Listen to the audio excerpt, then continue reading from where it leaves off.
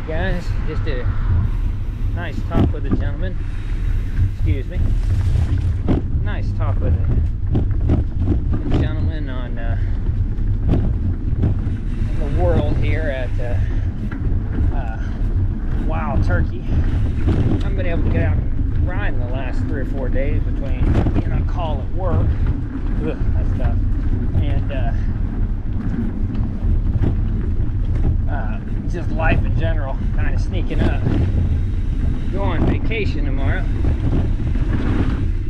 Let's see how that goes. Kind of take it easy today. I need to hurt myself. It's one of those things.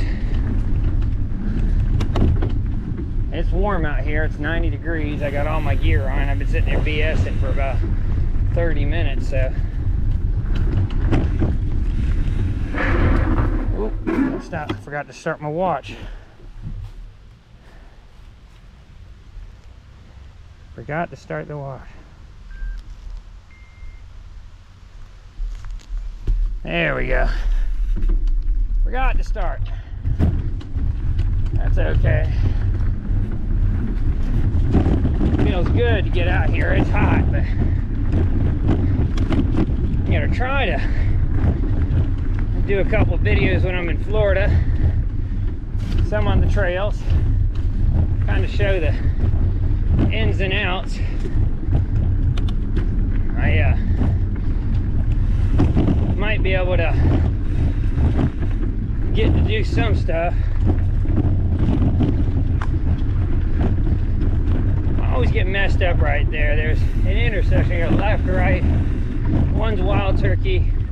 One, I forget the name, but it's like a run and walking trail to keep them off this one, which is nice.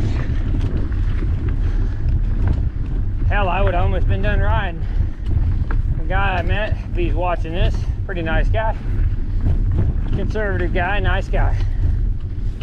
It's funny, you meet some really nice people out here over the years. They got nice views. Nice to just talk and not be at work. If anybody's noticed, talking at work has been brutal for most people because you got to tailor your conversations now more than you ever had to. Part of that is you don't want to upset somebody. In the world of my heart, my feelings, makes it tough. Whew. Hopefully get a nice little ride in here. My wife will probably be calling. Hey bro. She'll be calling and asking where the hell you at?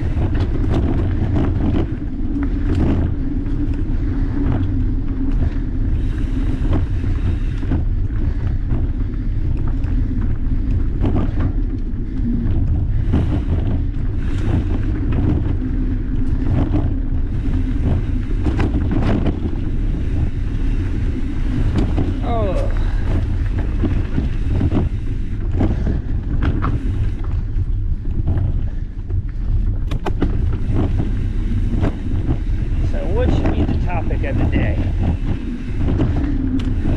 I don't know. Truthfully, yeah.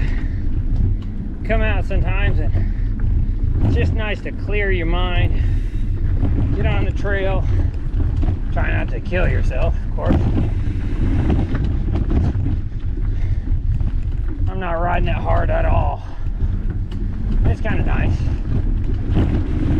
Get on it here and there.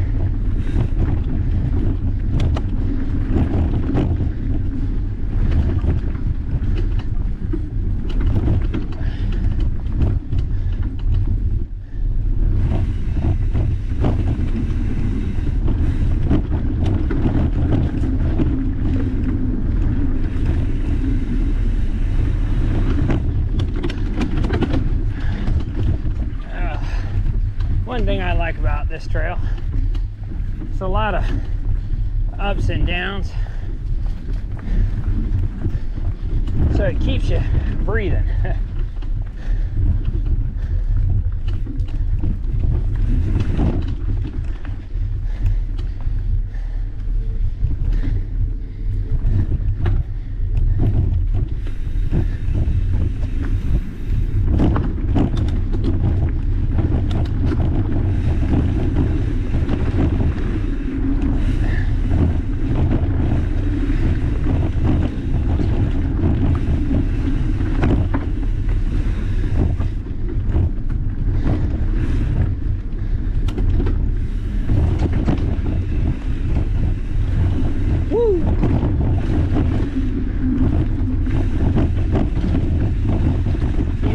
guess a good conversation today is Ukraine. The world's seeing that.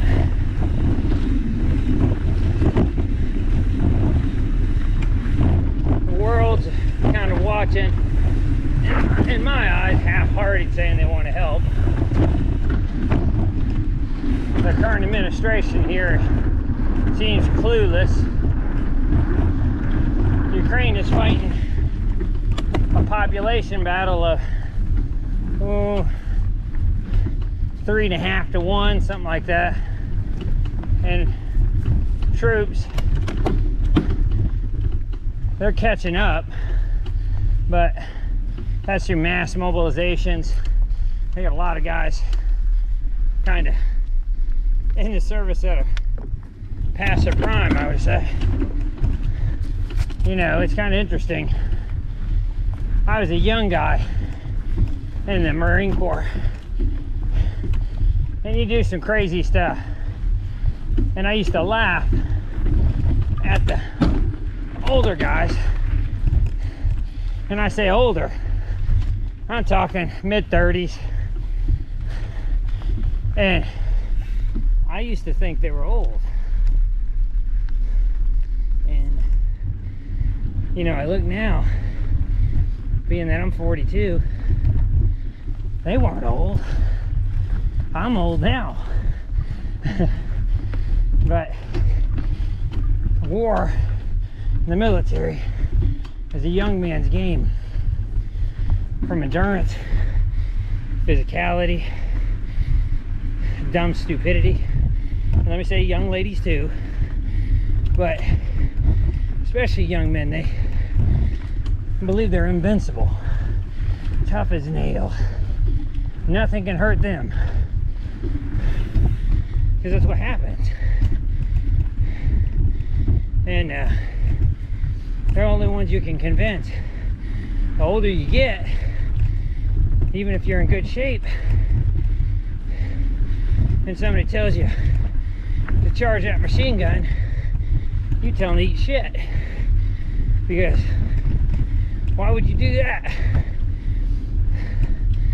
So it's not that you're smarter, but life has said there's some different rules to follow. However, you know, Ukraine's pulling it off. I watch a lot of videos on it, and it's amazing to me that these guys are fighting, and they seem to want to be there. They want to get some. It's not that they are crazy or battle hungry. They just feel prideful in their country. And they're basically, Russia's trying to wipe them out, do a land grab. They say denazify, but that's just a thing to rile their people up. That's BS. In fact, if you really want to look at it, the Russians are acting just like the Nazis. Same everything. And we all know nowadays, with the world and the sensitivity, first thing you do is if you want to take somebody out, you discredit them. Either they're a racist, a Nazi, against women, gays, hell, straight to dogs, I don't know. But basically, you take Albert Einstein, he may have been the smartest person on earth, but if you want to get him, you discredit him. Nobody believes what he says, so it's a Nazi. And that's basically what the Russians are doing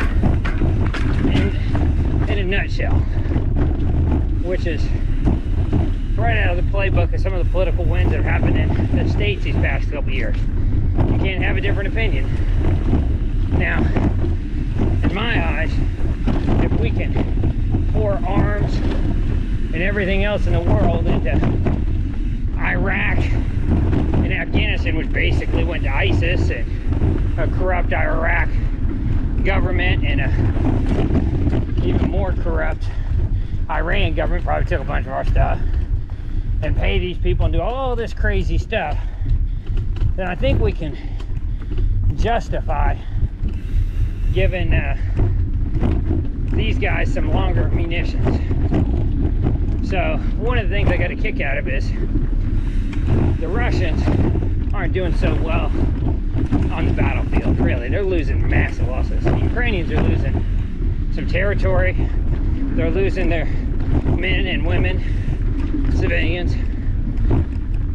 The Russians, though, are trying to chew ground. They tried to do a mass grab at the first. They got the crap kicked out of them for having all the goods and the men and the second strongest army on earth, supposedly. Didn't work out so well. So they resorted to Stalingrad tactics of scorched earth and attrition warfare, knowing that their guns are longer than the Ukrainians. And what I mean by that is they fire farther distance. So since they can't take you with regular infantry for the most part, what they do is they come in and they pound an area, and it'll literally look like a checkerboard. So many artillery rounds and tank rounds and everything will land there, and they flatten everything, scorched earth. And then there's nothing to hide behind, nothing to live in, nothing to take. I don't know why they'd even want the land at that point, but they know they have a gun ratio versus the Ukrainians of 10 to 1, 20 to 1, something like that. Because Ukraine is an old Soviet country, but it's poor. But what they lack in equipment, they make up in tenacity and skill set. They tend to make one hell of a good soldier because they're motivated, guys. Keywords, motivated. So they wanted something called the HER system. It's basically like a rocket launcher on a I think it's some are on tracks and some are on wheels, depending on the version. It has rockets that go on it that fire 50 miles accurately, and some others that'll go 200 or 300 miles. So it's pretty good. What that would do is outshoot accurately anything in the Russian stockpile. Now, what that means, hold on a second. Appreciate it. You're welcome, buddy. Have a good day. Yeah, that's proper etiquette, guys. Bike etiquette. But what it means is the Russians can no longer send artillery from long distances and decimate areas without taking massive losses themselves if you give them enough. Nope, nobody behind me. You're good. So what that means is these rocket systems that us in England just gifted to them can outshoot them, short of cruise missiles or missiles from jets. Then we could win the artillery battle. So what do our boneheads do? They finally agreed about 2 months too late to give them some. Now I don't know England how many they gave them, but our administration wouldn't give them the long-range rockets that would really make a difference. But the Ukraine didn't complain. They're just happy to get what they can get. But they gave them 4 units. 4 units, guys. 40 would have been a small contingent. 4 just ain't gonna do it. I think they fire 6 or 12 rockets. They have packs at a time. 4 just ain't gonna get you there, guys. It ain't gonna turn the war.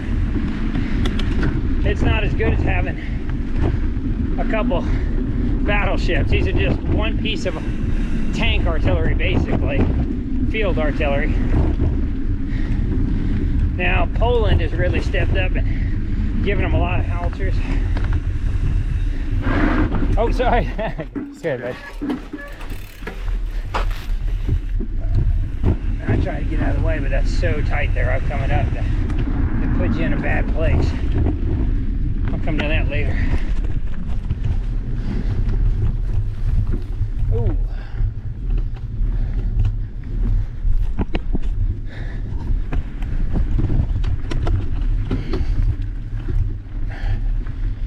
Poland's really stepped up, but then again, Russia's on their border.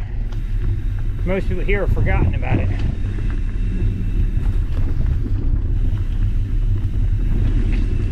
Sorry, I'm getting a drink, guys. Camelback.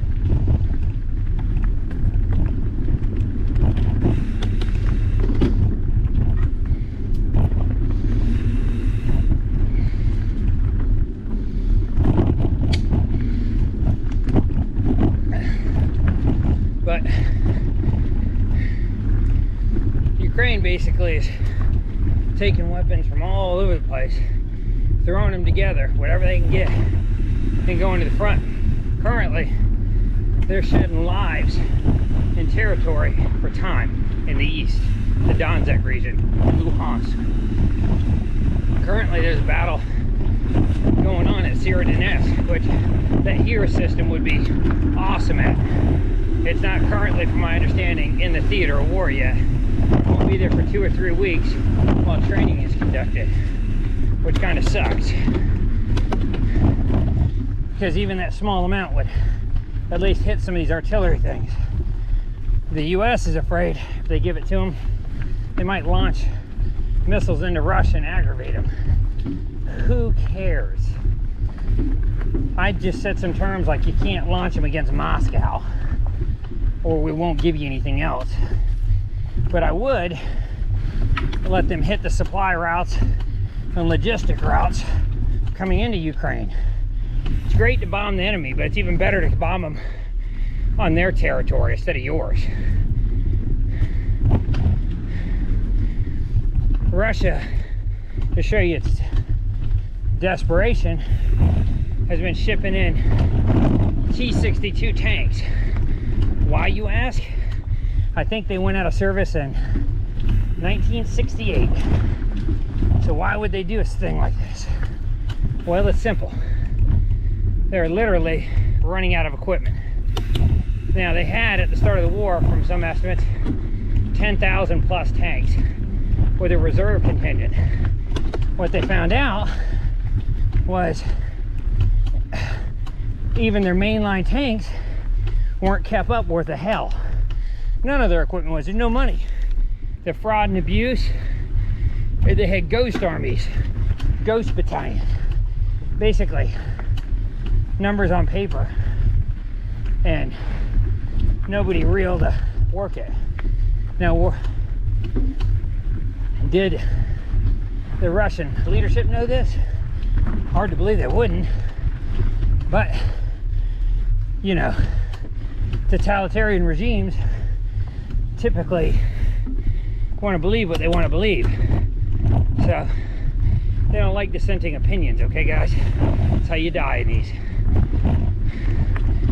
And which is interesting. Whew. Long uphill. Anyway, it's very interesting, you know, when you look at this. So they basically have lost, depending on who you look at, somewhere around 2,000 tanks. Their estimate's a lot less, Ukraine's a lot more, give or take, okay? Mostly T-72s, which is an old tank to begin with, T-80s and versions of the T-80, T-90s, and that's what they've lost. So, needless to say, they're not being able to replace their equipment. Everybody wants to put it on sanctions, but the sheer fact is, Russia's industrial base hasn't been worth a shit since they broke up from the Soviet Union. In fact, most of Russia's industrial base came out of Ukraine when they were an occupied slave state of the USSR. So, getting back to the T-62s, Russia started sending them over from the east, near Siberia, all the way to near Kherson, Ukraine. The T-62 was retired, I think, in 1968 and put out in the field. I can't think they run worth a damn. I can't think there's a lot of spare parts unless they're just ripping them off other ones that are just parked somewhere. The gun on them's not great. The sights on them aren't great. They're not safe. A regular RPG can pierce them, from my understanding. I think they have 200 millimeters of armor, which is, you know, not impressive. It's 20 centimeters at its thickest point. It has a lot of kill spots on it. The Ukrainians know this, but I think Russia doesn't really care about its soldiers that are in these things at all. So they don't care that they're kill boxes. They got a gun on them, they do something, that's what they figure. They can't keep losing T-80s and T-72s and those other tanks. They just can't keep losing them because they still have to posture against NATO if a real conflict broke out between them. So they're in trouble. So what does this mean? Well, it means they don't care about theirs, but Ukraine will have to waste possibly javelins, NARS, which are the British version of that, and some Swedish ones, some expensive ordnance on tanks that are 50 years out of date. I guess it's better than nothing, but from the world's second largest army, you would expect something better than 50 years out of date, and that was the newest ones. Okay, guys, you're talking, these are post-World War II to 1968. That's bad. I could see these being like the reserve fleet, like the U.S. has, of ships, you know, for 20 years maybe past their due date, but not 50. Because they should get chewed up on the battlefield. They didn't keep their baseline stuff good. I can't imagine these are in good shape. I'm sure they had a whole bunch of them, started cannibalizing where they could to make it work. That's my guess.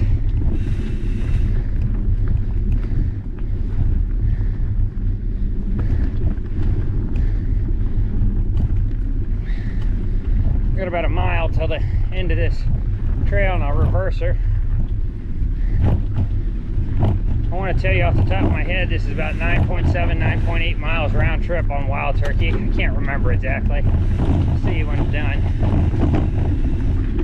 Can't go by the watch, it's not accurate compared to the tachometer.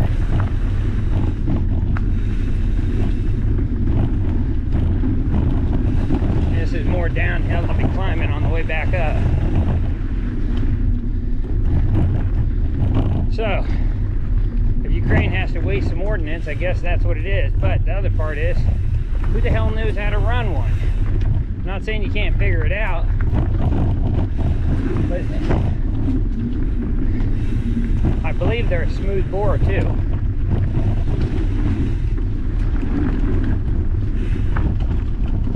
You know, which is not a good thing for accuracy.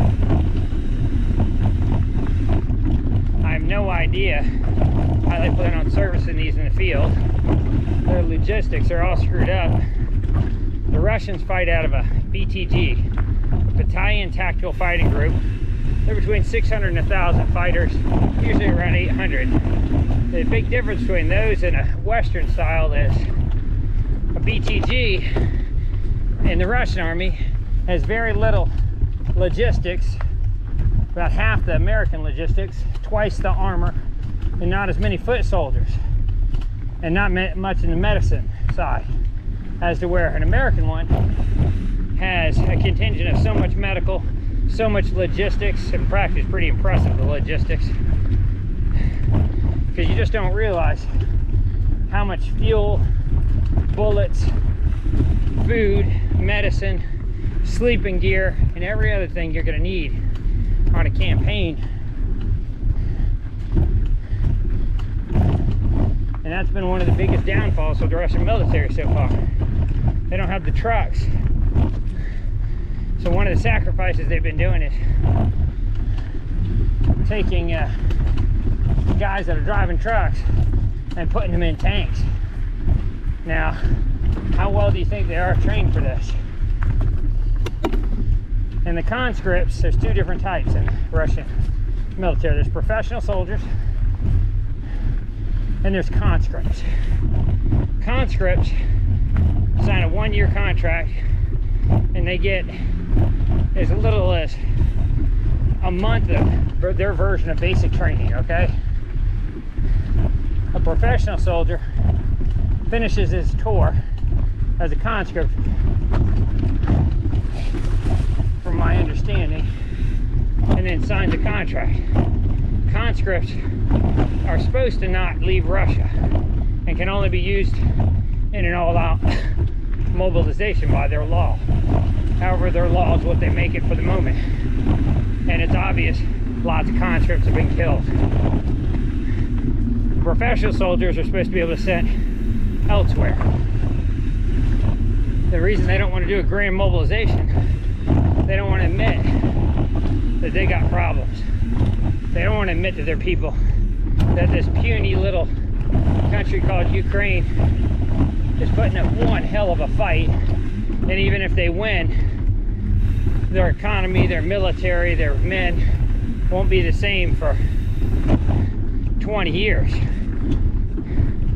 That's a problem. So that's what basically the two differences. I don't think either of them get the greatest training. If you want to know, some of the POWs that have been captured had never even fired an AK-47 or their rifle before they went into Ukraine. They said they went on maneuvers to Belarus and some other places. They marched around with their shit stuff on, but they didn't launch any stuff.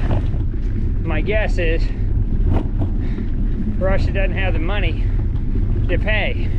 They also don't seem to be outfitting them with night vision gear or proper sleeping stuff. Lots of them got frostbite when it was cold. I mean, it's a real problem.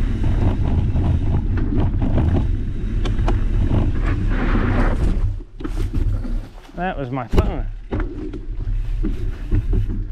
I don't know. Oh, I didn't zip it. Where's it at? There it is.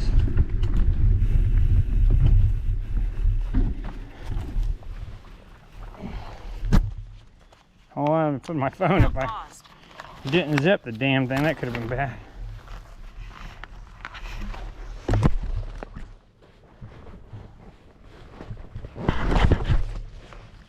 Oh.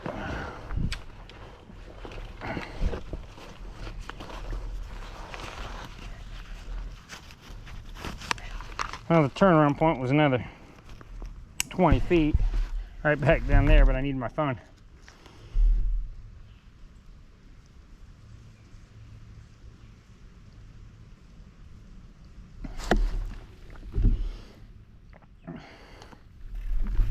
Well,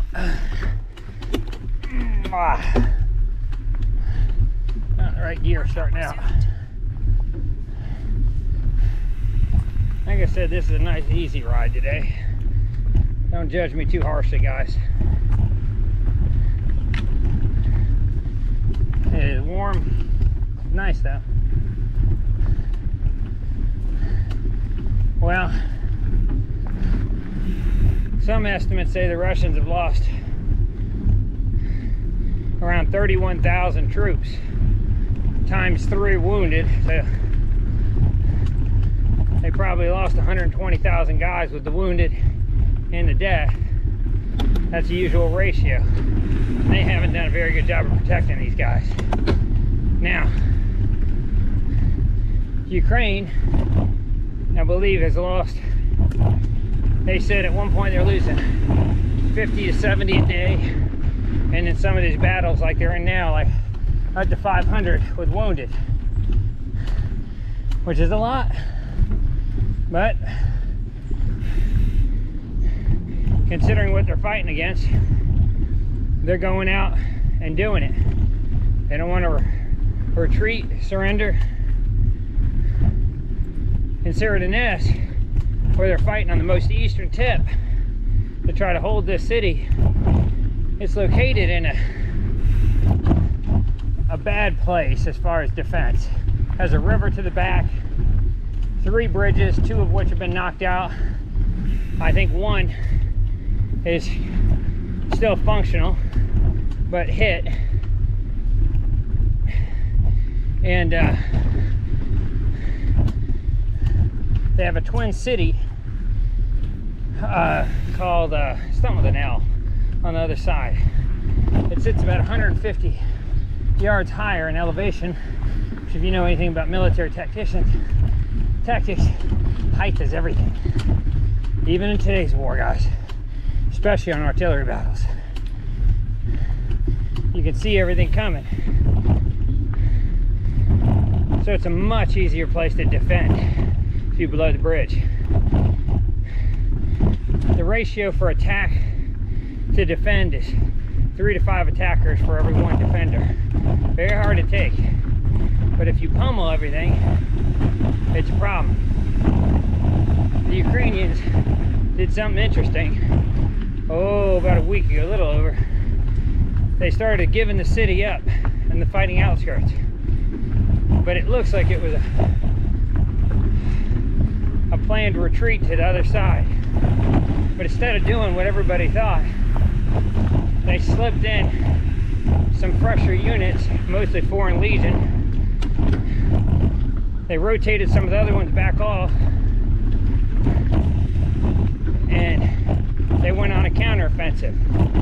Once the Russians got overextended in the city, where their artillery wouldn't save them as much, and they kicked the ever living crap out. And the Russians lost a lot of guys. Now the Ukrainians lost them too. What that did was divert a lot more resources, because strategically the city really isn't that important compared to others. But propaganda wise, to Putin, it's a Stalingrad. He's got to have it for his people war at home. The city's only about 100,000 at its peak pre-war. So it's not a very big city. If anybody knows Ocala, Florida, that's about it. I don't even know if it's that big. Ocala's probably bigger. It's definitely smaller than Greensboro by a ways. But anyway, they fought them all the way out to the outskirts of the city, kicked the crap out of them, made them lick their wounds. But the Russians regrouped with a hell of a lot more firepower and men even than they had before out there. For my estimates that I've seen, there can be 20 to 50 artillery pieces to every 1 of Ukraine's, and 5 to 7 men. What does this mean for Ukraine?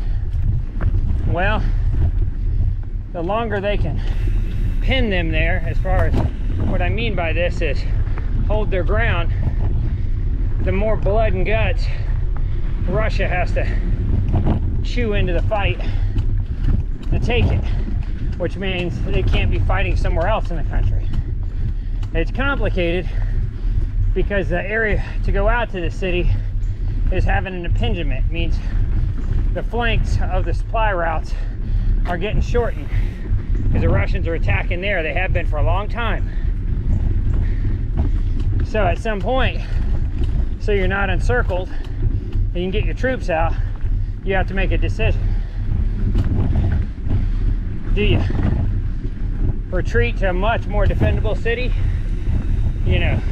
30 miles away, and give ground? Do you tactfully hold that other twin city and give up Severodonetsk and hope your supply routes stay open to it? See, the problem, these troops have been fighting and fighting. They're exhausted. The Ukrainians are doing a hell of a job, considering. They make even a jarhead's mama proud. The Russians, not so much. but they got a lot more.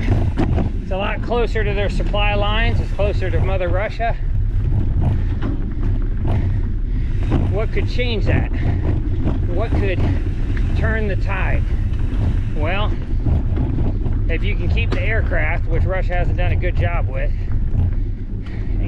basically give Ukraine a little more anti-air to protect the HIMS, or the HERMS, or however you say HIMS, and give them about 40 to 50 of them to where they can break them into 10-man groups. Why would that matter? Well, if you could get at least 4 different groups of 10, you could attack 4 different onslaughts all at the same time.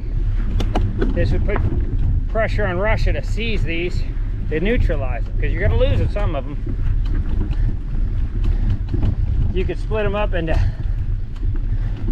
4-man groups, and if you know where artillery is, that's 10 different things. You could go and use them strictly for artillery hunt and supply lines on the Russians. This would change what Russia can do.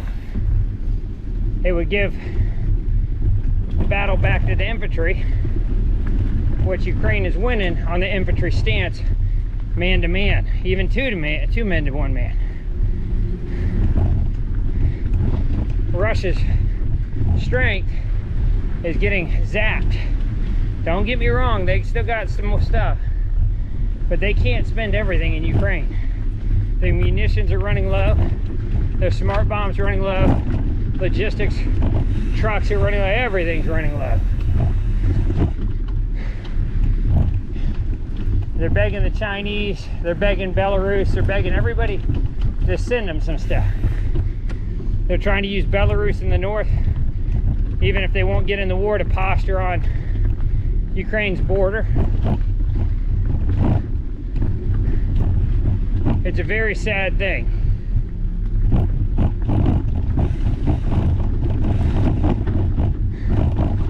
So, in my opinion, hey boss, in my opinion, the way you get them is you use these as hunter killers. The Ukrainians have shown it. Hey, thank you.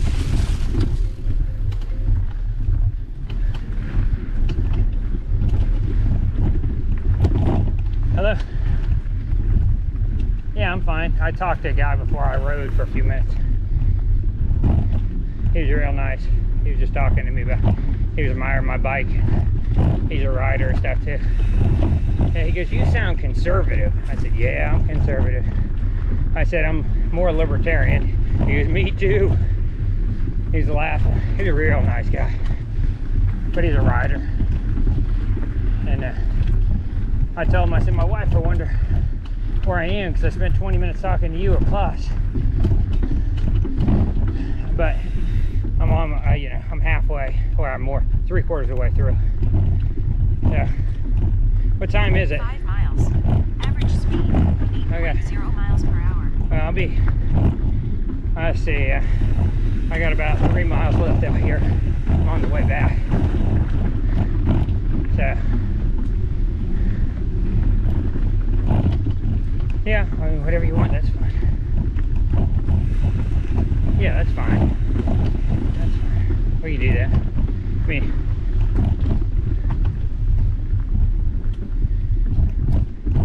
mean, I'll be back. I don't have that long left. But I'll be home soon. Love you too, Zoe. Even though you have the face of a pecker.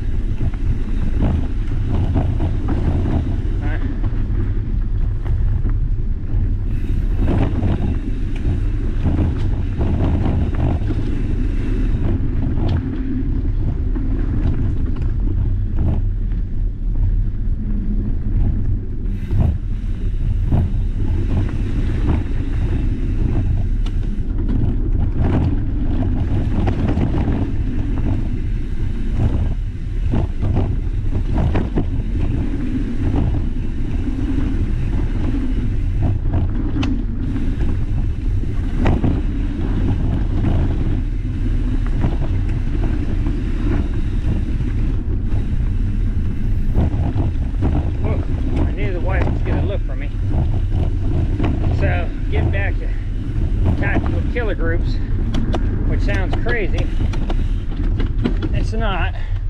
If you can start seizing their artillery or the support to their artillery ain't worth shit if you ain't got rounds to fire at it. So basically the supply, and that would be my #1 target.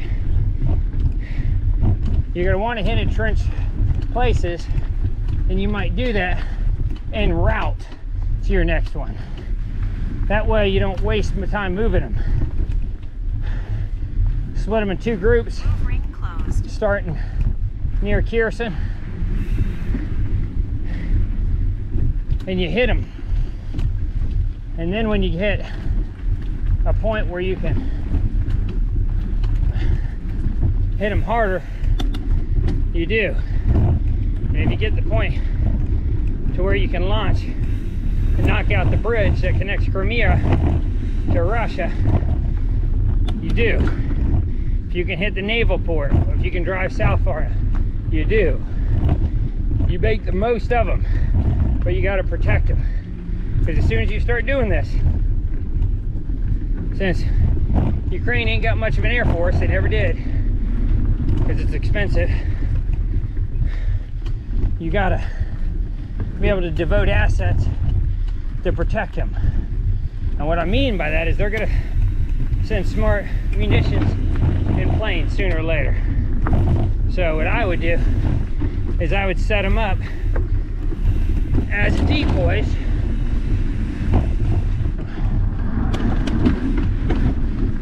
and what I mean by that, whoa, decoys that basically, if you're coming in with planes, we're gonna make you cost a lot of planes to get there. You have SAMs, or versions of anti-air, short range, long range, and man pads. And what that is going to do is make it very expensive on the Russians.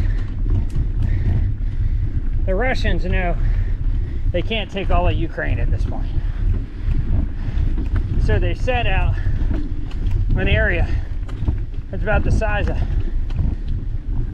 Jacksonville to Virginia on the coastline, and they want to absorb it.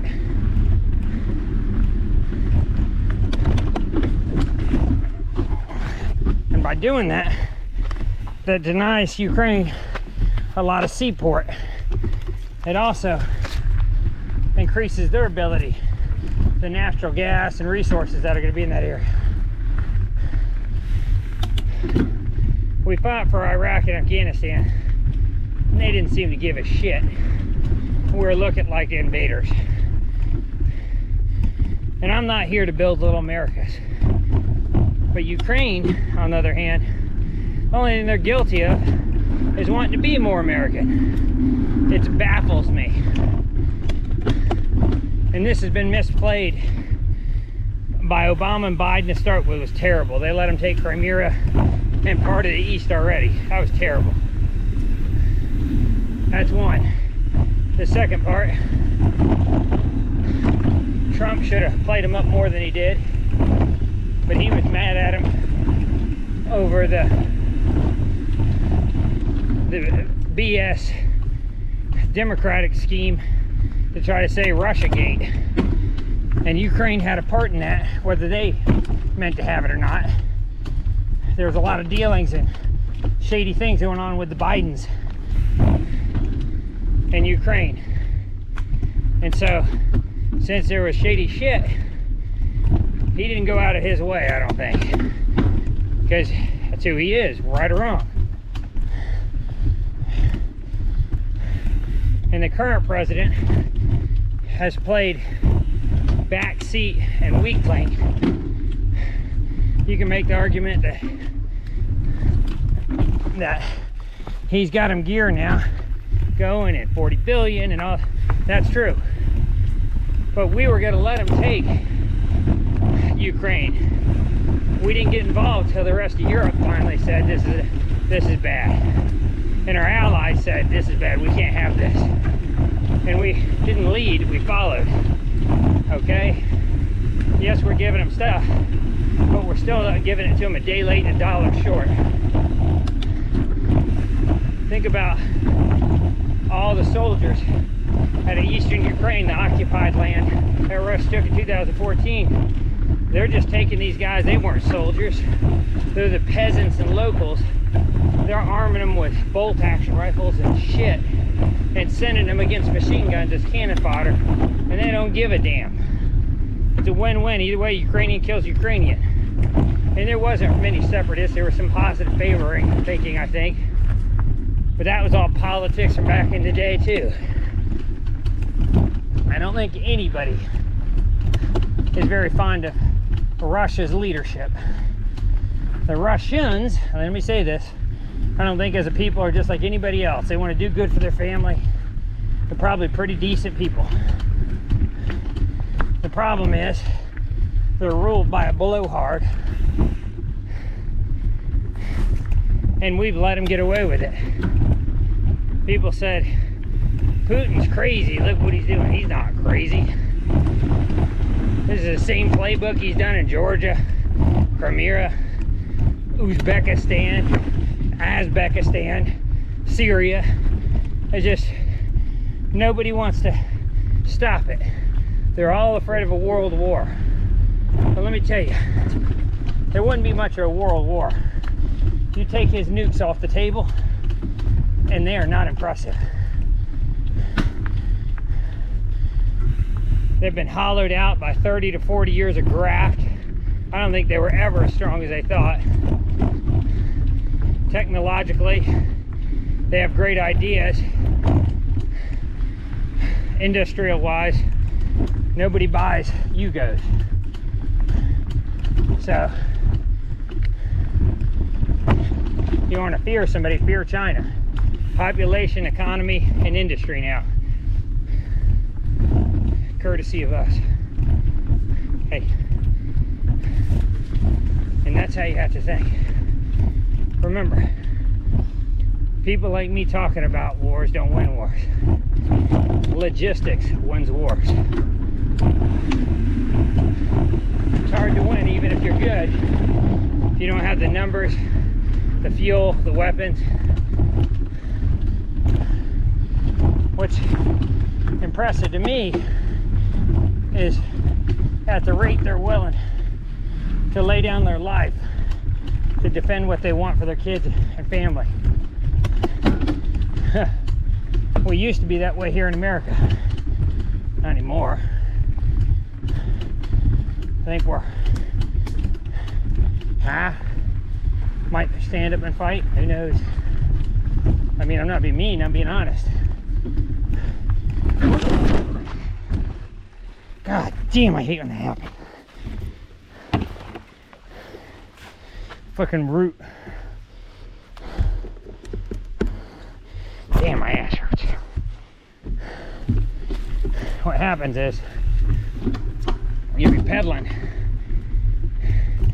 and the bike flexes with shocks, and your feet on these trails that have lots of roots will catch these random roots, either the top of your shoe or the pedal, and it stops you on a dime. Ooh, that seat kind of ramrodded me because it threw me forward. I wasn't going that fast in comparison like I usually am. Like I said, this is just a nice, easy 9-mile ride.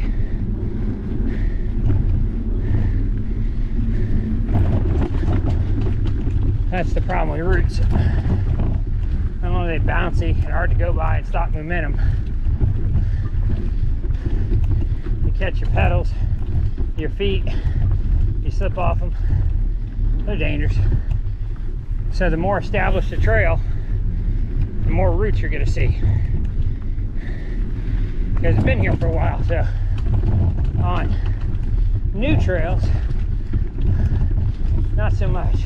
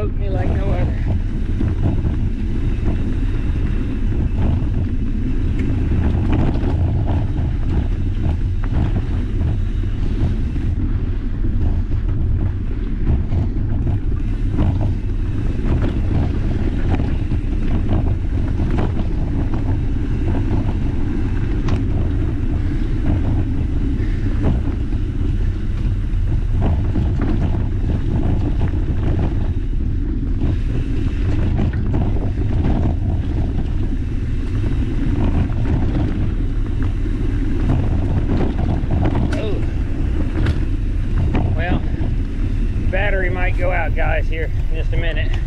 Since I didn't ride hard, the battery only lasts about the distance. I still got, oh my guess,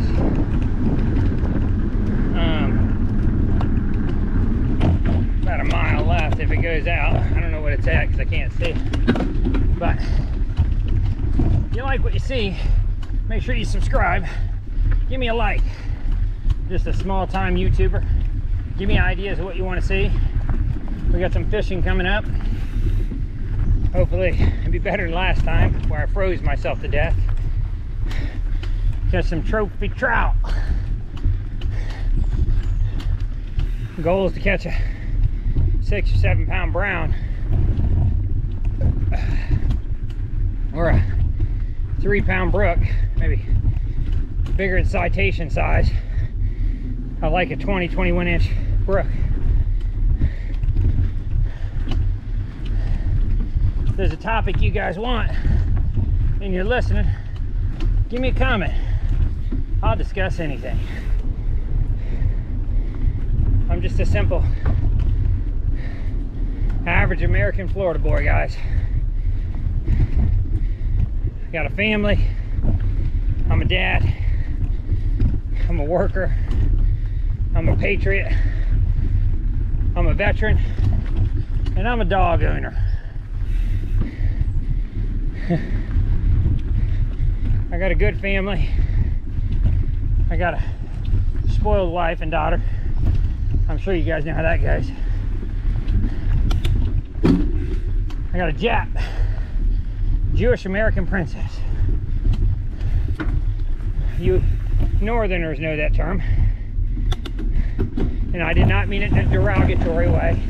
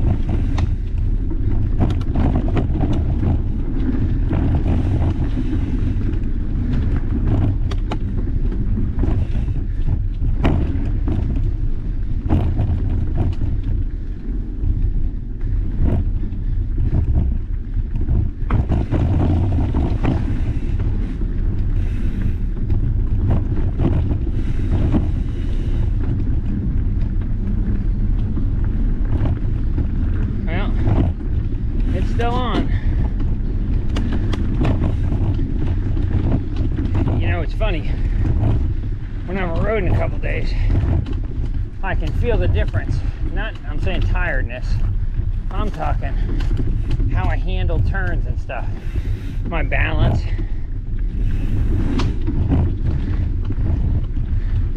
Haven't made it to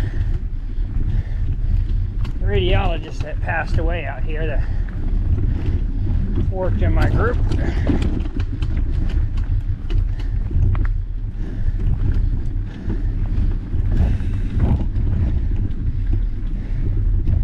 There's Haas. Hey, Haas.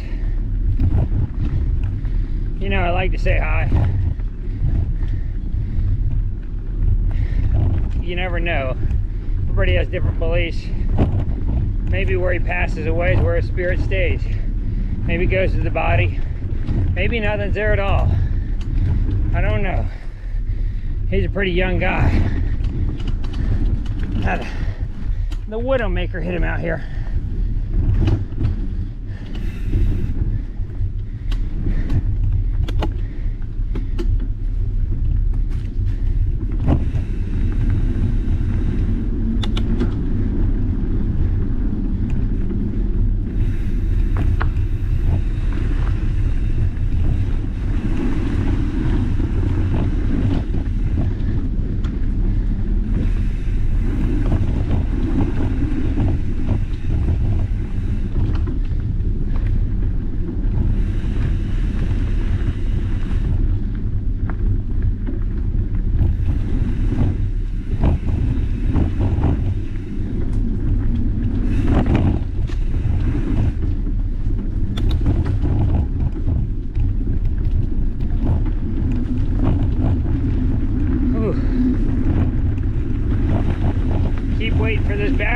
now, guys. We're getting close to back. We're not there yet. But that red light's a blinking. It means it's still recording, which is interesting to me. It usually dies somewhere right in here if I ride slow.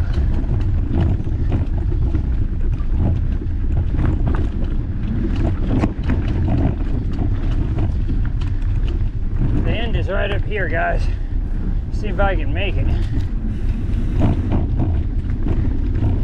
I could do some of these when I get the editing software to music instead of me talking.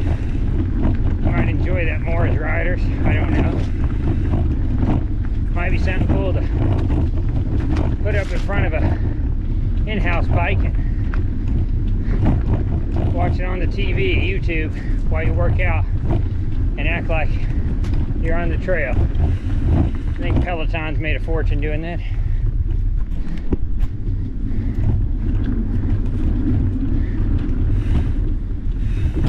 That's a company that made out like a bandit. Had that great actor, did that great commercial for him. It like instantly put the Peloton in everybody's house. Now they're struggling after too big of expansion. Some executive leadership issues. And it's expensive as hell for the monthly service. Oh my gosh, guys, we're gonna make it. You believe this?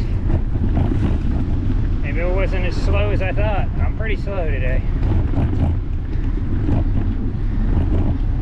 Oh. There you go. Remember to subscribe, guys, and if you like it, give me a thumbs up. I'm Rich, and it's another episode of Dad's World.